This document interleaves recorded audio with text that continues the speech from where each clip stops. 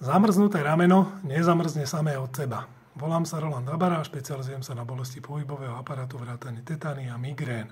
Všetky informácie nájdete na www.masažnaterapia.sk. Zamrznuté rameno je častá diagnóza, s ktorou pracujeme tuto v praxi. A zase, ako každá komplexná diagnóza, je trošku nepochopená. Zamrznuté rameno môže mať samozrejme niekoľko príčin. Jednak sú to štrukturálne problémy priamo v ramene, to znamená, máte, lézie niekde na rotátorovej manžete, či už je to najčastejšie nadrebeňový sval, potom podrebeňový, malý oblý sval, alebo niekde na podlopatkovom svale. A výsledkom je potom obmedzenie pohybu. A ak sa to deje dlhšie, tak to rameno postupne mrzne. To je taká príčina, tieto štrukturálne zmeny, ktoré sú také, by som povedal, to zamrznutie toho ramena je viac menej akože prirodzená cesta, je to obmedzenie pohybu, aby ste s tým nehýbali, aby ste tú poškodenú šlachu alebo ten poškodený úpon viacej nestresovali. Takýchto prípadov zase nie je až tak veľmi veľa v tej praxi, aj keď to tak vyzerá. Ono to rameno skôr mrzne kvôli vzťahom s chrbticou. Čiže zase vysvetlíme si, že pokiaľ mám povedzme blokové postavenie krčnej chrbtice a teraz, lebo som dlhodobo v predklone nad mobilom a postupne mi mozog sťahuje svaly, tak pokiaľ dvíham rameno alebo pracujem rukou akokoľvek, tak sa musí zapájať niekoľko svalov. Je tam dvíhač lopatky, je tam vrchná časť trápezu,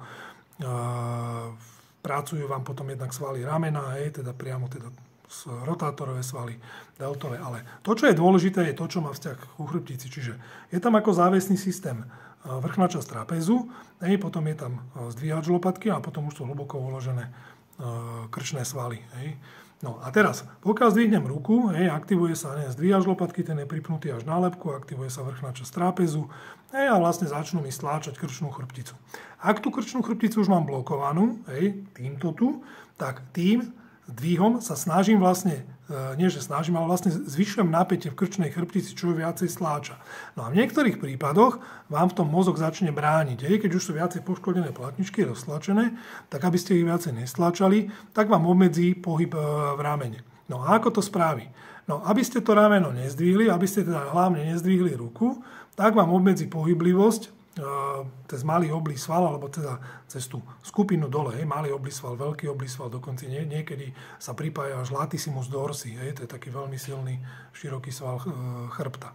No, čiže aby ste nezdvihli ruku a aby ste nezvyšovali napätia na krčnú chrbticu, to je to primárne obmedzenie, je to kvôli krčnej chrbtici, a keďže sa tie svaly na tej vnútornej strane tuto sa stiahnu takto, obmedzia vám zdvih ruky, tak sa obmedzí pohyblivosť vlastne priamo v ramene. Čiže obmedzí sa pohyblivosť akromioklavikulárneho klbu, celé sa to utiahne takto, stiahne sa to a stlačí to subakromiálnu burzu. To je taká váčková časť ramena, ktorá pôsobí ako tlmič, že pokiaľ sa rukou hýbe, tak vlastne nad tým je kľúčná kosť, je tam potom vlastne akromia z lopatky a potom je tá váčková burza, ktorá pôsobí ako taký tlmivý vánkuš. No a pokiaľ sa to utiahne, tak ten vánkuš bude stále stláčaný. On na to potom reaguje zápalom, čiže objaví sa burzitída, zápal vlastne tej subakromiálnej burzy, a výsledkom je potom ešte väčšie utiahnutie svalov a vlastne vás už potom telo nepustí do pohybu, lebo vám potrebuje obmedzovať, fixovať pohyb priamo v ramene.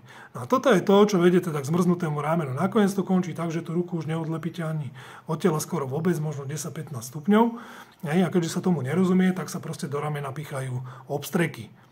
Rameno je v tom nevinne, ten problém tam bol vyvolaný, má úplne iný zdroj, čiže chrbticové vzťahy kinematické vzhľadom k ramenu, čiže namiesto toho, aby sa sanovala krčná chrbtica a pohybové stereotypy, tak sa ide ošetrovať rameno. Picháme do toho obstreky, násilím to naťahujeme, masírujeme to, ten človek len reportuje, že ho to viacej bolí, nikam to nejde, postupne sa to uťahuje, za pol roka máte rameno de facto v operačnom stave. Vec, ktorá sa dala koľko razy vyriešiť na počkanie, sa za 2-3 mesiace, za pol roka zvrhne do stavu, ktorý vyžaduje chirurgickú intervenciu. Prečo? No potom už vlastne, keď je opuchnutá veľmi tá subakromiálna burza a potom je tam prítomný opuch aj na mäkkých tkanivách naokolo, tak už toho nie je úniku. Čiže ani cvičením, ani povedzme nejakým odblokovaním krčnej chrbtice už veľa nezískate. Musí sa do toho vliecť intervenčne a ten chirurg vlastne urobí dekompresiu. Už to, ako sa to robí, záleží od toho, že aký momentálny stav tam on nájde. Dobre?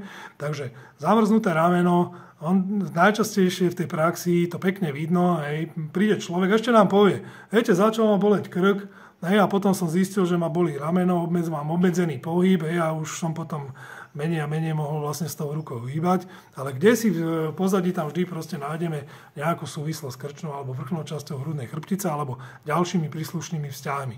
Takže zamrznuté rameno si vyrobíte veľakrát úplne v inej časti tela, de facto toto je následok a keďže sa tomu nerozumie, tak sa proste potom ošetruje rameno. Ale zase, ono je to komplex vecí. V podstate ten trápez v hornej časti, on je to ako naozaj ako také láno, ktoré nám, ako nažeriavé, ktoré nám vlastne pomáha s funkciou teda ramena, poťažmo potom samozrejme ruky. A pokiaľ je nejaký problém tuto v krčnej chrbtici, tak dochádza zvýšenému tlaku a proste ten mozog vám to chce obmedziť, tak vám obmedzí pohyb v ramene. Niekedy u niekoho áno, u niekoho nie.